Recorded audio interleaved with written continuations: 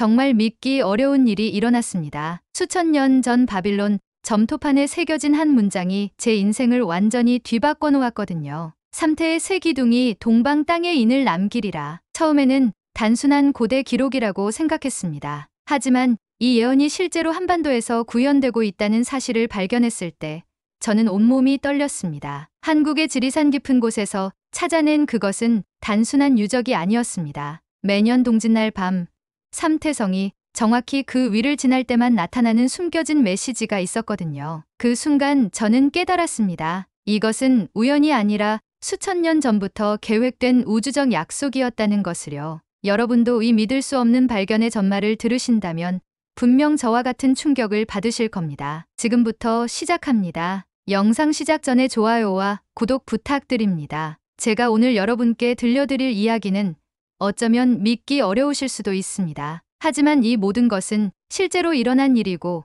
저 역시 아직도 그 충격에서 벗어나지 못하고 있습니다. 바빌론의 고대 점토판에 새겨진 한 문장이 저를 한반도로 이끌었고 그곳에서 발견한 것은 단순한 유적이 아니었습니다. 그것은 수천 년 전부터 이어져 온 우주적 약속의 증거였습니다. 삼태성이라 불리는 북두 칠성의 앞 세 별이 왜 하필 이 땅 한반도를 가리키고 있었는지 그 비밀을 알게 되었을 때 저는 무릎을 꿇고 말았습니다. 예언은 성경에만 있는 것이 아니었습니다. 그 마지막 조각이 바로 이곳 한국 땅에서 빛나고 있었던 것입니다. 안녕하십니까? 제 이름은 존 윌러입니다. 미국 시카고 대학교 고문명학과에서 교수로 재직하고 있습니다. 올해로 50살이 되었고 지난 25년간 별과 점성술이 인간 역사에 끼친 영향을 연구해왔습니다. 제 주요 연구 분야는 바빌로니아 천문 기록과 동방 문명의 상호 교차점을 찾는 것입니다. 동료들은 저를 좀 독특하다고 여깁니다. 왜냐하면 대부분의 학자들이 서구 중심의 관점에서 고대사를 바라보는 반면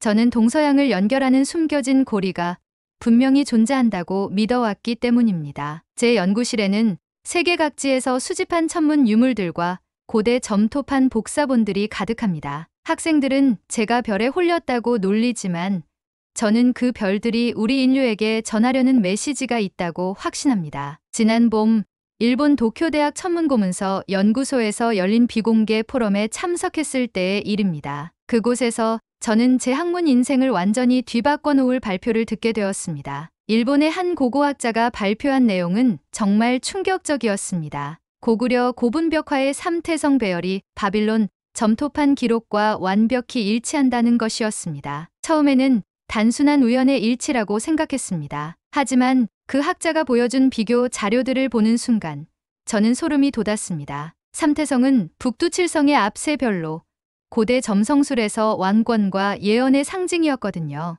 바빌론과 고구려, 시공간적으로 전혀 연결점이 없어 보이는 두 문명이 똑같은 별자리 배열을 똑같은 의미로 해석하고 기록했다는 것입니다. 이건 절대 우연이 아니었습니다. 하지만 더욱 충격적인 것은 그 다음이었습니다. 그 일본 학자가 마지막에 공개한 바빌론 점토판의 한 문장이 저를 완전히 뒤흔들어 놓았거든요. 삼태의 새 기둥이 동방 땅에 인을 남기리라. 이 문장을 듣는 순간 저는 숨이 멎을 뻔했습니다. 동방 땅이라고 하면 바빌론 기준으로 동쪽, 즉 한반도를 가리키는 것 아니겠습니까? 그리고 인을 남기다라는 표현은 단순히 흔적을 남긴다는 뜻이 아니라 약속의 표식, 언약의 증거를 남긴다는 의미였습니다. 포럼이 끝나고 저는 밤잠을 이룰 수가 없었습니다. 이것이 단순한 고고학적 발견이 아니라 예언의 성취일 가능성이 높다고 생각했거든요. 바빌론 사람들이 수천 년 전에 한반도에 대해 예언을 남겼다는 것.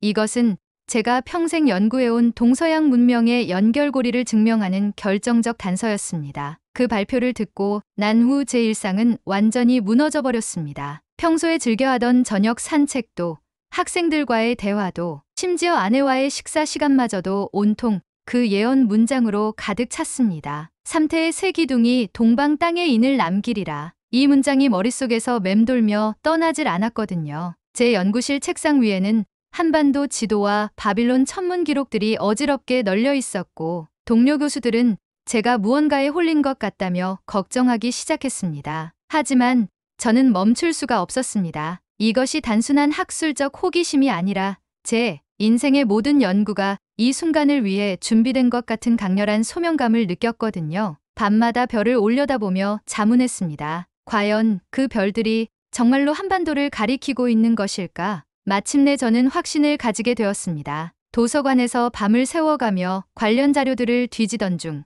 결정적인 증거를 발견했거든요. 고구려뿐만 아니라 백제, 신라의 고분에서도 삼태성과 관련된 벽화와 유물들이 발견되었다는 논문을 찾아낸 것입니다. 더욱 놀라운 것은 이 모든 유적들이 한반도 전체에 걸쳐 일정한 패턴으로 배치되어 있다는 사실이었습니다. 마치 거대한 별자리 지도를 지상에 구현해 놓은 것 같았거든요. 저는 즉시 한국의 고고학 연구소들에 연락을 취하기 시작했습니다. 하지만 대부분은 외국인 교수의 갑작스러운 관심을 의아해했고 협조적이지 않았습니다. 그럴수록 저의 의지는 더욱 강해졌습니다. 직접 한국에 가서 이 미스터리를 풀어야겠다고 결심했거든요. 아내는 제정신이냐며 말렸지만 저는 이미 항공편을 예약하고 있었습니다. 한국에 도착한 지 사흘째 되던 날, 제 인생에서 가장 극적인 순간이 찾아왔습니다. 서울의 한 고고학 연구소에서 우연히 만난 젊은 연구원이 저에게 충격적인 제보를 해준 것입니다. 교수님, 혹시 함경북도 청진 근처의 폐광산 이야기를 들어보셨나요? 그의 목소리는 떨리고 있었습니다. 몇 달 전 그곳에서 무단 침입한 청년들이 기괴한 문양이 새겨진 지하 석실을 발견했다는 것이었습니다. 그리고 그 문양이 바로 삼태성 배열이라는 겁니다. 더욱 놀라운 것은 그 석실 천장에 천문 관측용 구멍이 뚫려 있고 매년 동짓날 정확히 삼태성이 통과하는 시각에만 별빛이 안으로 들어온다는 사실이었습니다. 저는 그 순간 온몸에 전율이 흘렀습니다. 바빌론 예언이 실제로 구현된 장소를 찾은 것입니다. 즉시 함경북도로 향하는 계획을 세우기 시작했습니다. 하지만 현실의 벽은 높았습니다. 함경북도는 일반인이 접근할 수 없는 지역이었거든요. 저는 며칠 동안 여러 방법을 모색해봤지만 모두 막다른 길이었습니다. 그때 제 마음속에 깊은 절망감이 밀려왔습니다. 평생의 연구가 이 한순간을 위해 준비된 것 같았는데 정작 그 진실에 닿을 수 없다는 현실이 너무나 괴로웠거든요. 호텔 방에서 혼자 앉아 있으며 자책했습니다. 과연 제가 너무 성급했던 것은 아닐까? 단순한 우연의 일치를 억지로 연결시키려 한 것은 아닐까? 하지만 그 순간에도 제 마음 한편에서는 포기할 수 없다는 목소리가 들려왔습니다. 바빌론 예언이 허투루 기록된 것이 아니라면 분명히 다른 방법이 있을 거라는 확신이 있었거든요. 저는 다시 한번 한반도 전체의 고대 유적지들을 살펴보기 시작했습니다. 그런데 놀라운 일이 일어났습니다. 경주 지역의 고분군을 조사하던 중 천마총에서 발견된 천마도가 단순한 말 그림이 아니라는 사실을 깨달은 것입니다. 그 천마의 배치와 주변 별 문양들을 자세히 분석해보니 이것이 바로 삼태성의 이동 경로를 나타낸 천문도였던 겁니다. 더욱 충격적인 것은 이 천마도가 가리키는 방향이 백두산 일대를 정확히 가리키고 있다는 사실이었습니다. 저는 즉시 깨달았습니다. 함경북도의 지하 유적이 접근 불가능하다면 그와 연결된 다른 지점이 분명히 있을 거라는 것을요. 경주에서 백두산으로 이어지는 직선상의 다른 삼태성 관련 유적들이 배치되어 있을 가능성이 높았습니다. 저는 새로운 희망을 품고 지도를 펼쳤습니다. 그 선상에 있는 모든 고대 유적지들을 하나씩 확인해 보기로 했거든요. 드디어 결정적인 단서를 찾았습니다. 경주에서 백두산을 잇는 직선상에 위치한 안동 하회마을 근처의 한 작은 사찰에서 말입니다. 그곳 대웅전 뒤편에 있는 3층 석탑의 기단부에서 기이한 문양을 발견한 것입니다. 언뜻 보면 단순한 장식 같았지만 자세히 들여다보니 그것은 바빌론 점토판에서 본 것과 똑같은 삼태성 배열이었습니다. 더욱 놀라운 것은 그 석탑 주변 땅바닥에 묻혀있던 작은 돌판이었습니다. 그 돌판에는 히브리어와 비슷하지만 분명히 다른, 그러면서도 한글 자소 구조와 겹치는 기이한 문자들이 새겨져 있었거든요. 저는 그 순간 온몸이 떨렸습니다. 이것이야말로 바빌론과 한반도를 연결하는 직접적인 증거였습니다. 현지 주지스님께 허락을 구하고 그 돌판을 자세히 촬영하며 해독을 시작했습니다. 그 문자들이 전하는 메시지는 과연 무엇일까요? 그 문자를 해독하는데 사흘 밤낮이 걸렸습니다. 처음에는 히브리어나 아람어로 접근해봤지만 전혀 맞지 않았습니다. 그러다가 문득 바빌론 서령 문자의 변형일 가능성을 생각해보게 되었죠. 고대 중앙아시아를 거쳐 한반도까지 전해지면서 변화한 것일 수도 있겠다는 생각이 들었거든요. 밤새워 자료를 뒤지며 한 글자씩 맞춰보니 드디어 그 의미를 파악할 수 있었습니다. 별의 길을 따라 동방으로 가라. 세계의 빛이 하나 되는 곳에서 기다리리라. 저는 그 순간 무릎이 꺾어질 뻔했습니다. 이것은 단순한 기록이 아니라 직접적인 지시였던 겁니다. 세계의 빛, 즉 삼태성이 하나가 되는 지점을 찾으라는 것이었죠. 저는 즉시 한반도 전체의 삼태성 관련 유적들을 다시 한번 종합적으로 분석하기 시작했습니다. 그 교집점이 어디인지 찾아야 했거든요. 그리고 마침내 그 답을 찾아냈습니다. 한반도의 모든 삼태성 관련 유적들을 지도에 표시하고 선으로 연결해 보니 놀랍게도 모든 선이 한 지점에서 만나고 있었던 것입니다. 바로 지리산 천왕봉 근처였습니다. 저는 즉시 그곳으로 향했습니다. 험준한 산길을 몇 시간 헤매며 올라간 끝에 천왕봉에서 조금 떨어진 한적한 곳에서 그것을 발견했습니다. 자연 바위 위에 새겨진 거대한 원형 문양이었는데 그 중앙에는 세 개의 점이 정삼각형을 이루며 배치되어 있었습니다. 삼태성의 완벽한 재현이었죠. 더욱 신기한 것은 그 바위 주변의 작은 돌기둥들이 원형으로 둘러싸여 있다는 점이었습니다. 마치 고대의 천문 관측소 같았거든요. 저는 그날 밤 그곳에서 야영을 했습니다. 그리고 새벽 무렵 정말로 삼태성이 그 바위 위를 지나가는 것을 목격했습니다. 1000년 전 약속이 지금도 계속되고 있었던 것입니다. 하지만 이 발견을 학계에 보고하면서 예상치 못한 문제가 생겼습니다. 시카고 대학교 동료들은 제 연구 결과를 의심스러워했거든요. 윌러 교수, 이건 너무 비약적인 해석 아닌가요? 단순한 우연의 일치를 억지로 연결시키려는 것 같은데요. 학과장은 더욱 직설적이었습니다. 당신이 찾은 증거들이 과연 객관적으로 검증 가능한 것인지 의문입니다. 고고학은 상상이 아니라 사실에 기반해야 하지 않겠습니까? 저는 깊은 고민에 빠졌습니다. 분명히 제가 본 것들은 실제였고 그 연결고리들도 명확했는데 왜 다른 사람들은 이해하지 못하는 걸까요? 더욱 괴로운 것은 제 자신마저도 때로는 의심이 들기 시작했다는 점이었습니다. 혹시 제가 너무 간절히 원했던 나머지 없는 연결고리를 만들어낸 것은 아닐까? 밤마다 뒤척이며 자문했습니다. 과연 이 모든 것이 진실일까? 아니면 내 착각일까? 그런데 예상치 못한 곳에서 지원군이 나타났습니다. 하버드대학교 천체물리학과의 마이클 로버츠 교수가 제게 연락을 해온 것입니다. 윌러 교수님, 당신의 연구를 봤는데 정말 흥미롭습니다. 저희가 최근에 발견한 고대 천문 현상과 일치하는 부분이 있거든요. 그는 놀라운 사실을 알려주었습니다. 컴퓨터 시뮬레이션을 통해 과거의 별자리 배치를 역추적해본 결과 약 2000년 전 삼태성이 특별한 정렬을 이뤘던 시기가 있었다는 것입니다. 그리고 그 시기가 바로 고구려 건국 시기와 정확히 일치한다는 거였죠. 이것은 단순한 우연이 아닙니다. 고대인들이 실제로 이 천문 현상을 관찰하고 기록으로 남긴 것 같습니다. 로버츠 교수의 말에 저는 새로운 희망을 품게 되었습니다. 과학적 데이터가 제 연구를 뒷받침해주고 있었던 것입니다. 이제 더 이상 혼자가 아니었습니다. 하지만 정작 가장 큰 갈등은 제 내면에서 일어나고 있었습니다. 로버츠 교수의 과학적 지원에도 불구하고 저는 점점 더 깊은 혼란에 빠져들고 있었거든요. 어느 날 밤 연구실에서 혼자 자료들을 정리하다가 문득 무서운 생각이 들었습니다. 혹시 제가 너무 깊이 빠져든 나머지 객관적 판단력을 잃어버린 것은 아닐까? 가족들과의 관계도 소원해지고 있었고 동료들과의 대화에서도 점점 소외감을 느끼고 있었습니다. 아내는 걱정스러운 표정으로 말했습니다. 당신, 요즘 너무 이상해졌어요. 밤새 중얼거리면서 별 이야기만 하고 사람들이 이해하지 못한다고 화내고. 저는 그 순간 울컥했습니다. 과연 제가 진실을 추구하는 것일까? 아니면 망상에 사로잡힌 것일까?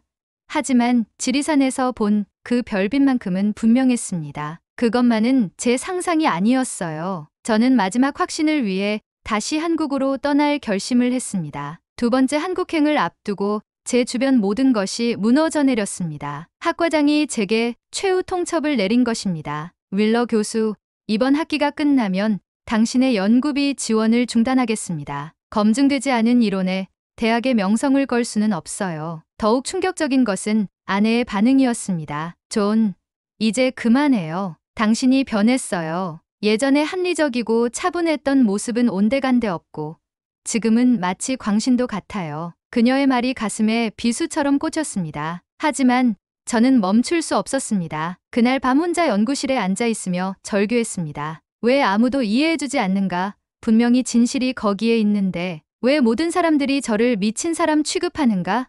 그때 문득 깨달았습니다. 진실을 찾는 길은 언제나 외로운 것이라는 사실을요. 갈릴레이도 코페르니쿠스도 모두 그랬을 것입니다. 저는 모든 것을 걸고 마지막 여행을 떠나기로 결심했습니다. 마지막 한국행을 준비하며 저는 인생에서 가장 어려운 선택의 기로에 서 있었습니다. 계속 진실을 추구할 것인가? 아니면 안전한 일상으로 돌아갈 것인가? 동료들은 저를 설득하려 했습니다. 윌러, 아직 늦지 않았어. 이 모든 걸 포기하고 원래 연구로 돌아와. 당신은 훌륭한 학자야. 하지만 제 마음 깊은 곳에서는 다른 목소리가 들려왔습니다. 지리산에서 본 그 별빛의 기억. 바빌론 예언과 한반도를 연결하는 고리들. 그 모든 것이 저를 부르고 있었거든요. 아내와 마지막 대화를 나눴습니다. 당신이 정말로 옳다면 언젠가는 모든 사람들이 인정해 줄 거예요. 하지만 만약 틀렸다면 저는 그녀의 손을 잡고 말했습니다. 사랑하는 사람, 나는 학자로서 진실을 외면할 수 없어요. 설령 그것이 나를 파멸로 이끈다 해도 말이에요. 그것이 제 가치관의 선택이었습니다. 진실 앞에서는 모든 것을 걸어야 한다는 신념 말입니다. 한국에 도착한 지 이틀째, 저에게 완전히 예상치 못한 일이 벌어졌습니다. 서울대학교 고고학과의 한 교수님이 저를 찾아온 것입니다. 윌러 교수님, 사실 저희도 당신과 비슷한 연구를 진행하고 있었습니다. 다만 너무 충격적인 내용이라 공개하지 못했을 뿐이죠. 그분은 놀라운 자료들을 보여주었습니다. 한반도 곳곳에서 발견된 고대 천문 유적들의 정밀 측량 결과였는데 모든 것이 하나의 거대한 별자리 지도를 구성하고 있다는 것이었습니다. 더욱 충격적인 것은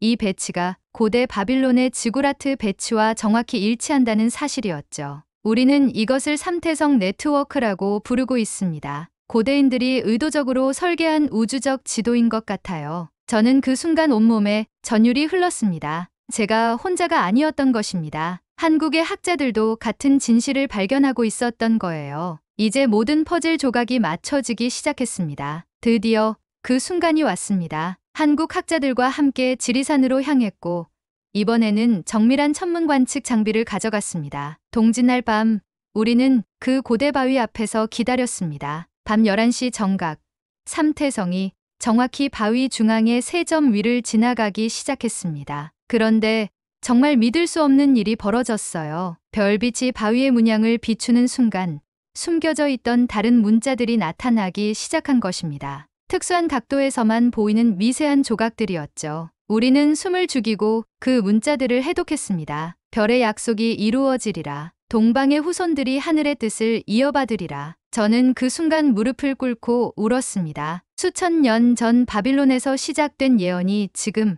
이 순간 완성되고 있었던 것입니다. 한국 땅이 단순한 우연이 아니라 우주적 계획의 일부였다는 것을 확신하게 되었습니다. 모든 의심과 갈등이 한순간에 사라졌어요. 그 밤의 경험은 제 인생을 완전히 바꿔놓았습니다. 별빛 아래서 드러난 고대 문자들을 모두 기록하고 나서 우리는 더욱 놀라운 사실을 발견했습니다. 그 바위가 단순한 관측소가 아니라 일종의 시간 캡슐이었다는 것이죠. 매년 동짓날마다 조금씩 다른 메시지가 나타나도록 설계되어 있었던 것입니다. 한국 동료들과 함께 계산해본 결과 이 시스템이 완전히 작동하려면 앞으로도 수백 년이 더 필요하다는 것을 알았습니다. 고대인들이 얼마나 긴 시간을 내다보며 이 모든 것을 설계했는지 깨닫는 순간이었죠. 저는 그때 비로소 확신했습니다. 이것은 단순한 고고학적 발견이 아니라 인류 전체에게 전해지는 우주적 메시지라는 것을요. 바빌론에서 시작되어 한반도에서 완성되는 이 거대한 계획 속에서 저는 단지 한 조각의 역할을 맡은 것뿐이었습니다. 별들이 수천 년간 기다려온 순간을 목격한 것입니다. 한국에서 돌아온 후 제 삶은 완전히 달라졌습니다. 처음에는 여전히 의심하던 동료들도 점차 제 연구 결과를 인정하기 시작했습니다. 특히 로버츠 교수와 한국 학자들의 공동 연구 논문이 발표되면서 국제적으로도 주목받게 되었죠. 하지만 저에게 더 중요한 것은 개인적인 깨달음이었습니다. 우리가 살고 있는 이 세상이 단순한 우연의 산물이 아니라 훨씬 더 크고 신비로운 계획의 일부라는 것을 알게 된 거예요. 아내도 처음에는 놀랐지만 제가 변화된 모습을 보고 이해해 주기 시작했습니다. 당신이 찾은 것은 단순한 학문적 성과가 아니라 인생의 의미 같은 것 같아요. 저는 지금도 밤하늘을 올려다보며 생각합니다. 고대인들이 우리에게 전하려 했던 메시지가 과연 무엇일까? 별들이 우리에게 들려주는 이야기는 아직 끝나지 않았습니다. 우리는 그 이야기의 새로운 장을 써나가고 있는 것입니다. 여러분, 저는 지금도 확신합니다. 우리는 정말로 하늘을 잊은 존재가 아닙니다. 별이 말해준 그 길을 이제 우리가 되찾을 차례입니다. 고대인들에게 별은 단순한 점이 아니라 지도였고, 기억이었고, 약속이었습니다. 그리고 그 약속은 지금 바로 이 땅에서 깨어나고 있습니다. 수천 년 전 바빌론에서 시작된 별의 언약이 한반도에서 완성되는 그 순간을 목격했을 때 저는 깨달았습니다. 우리 모두는 이 우주적 이야기의 주인공이라는 것을요. 사연은 여기까지입니다. 구독과 좋아요로 감동온기에 따뜻한 온기를 더해주세요. 따뜻한 이야기로 다시 찾아뵙겠습니다. 감사합니다.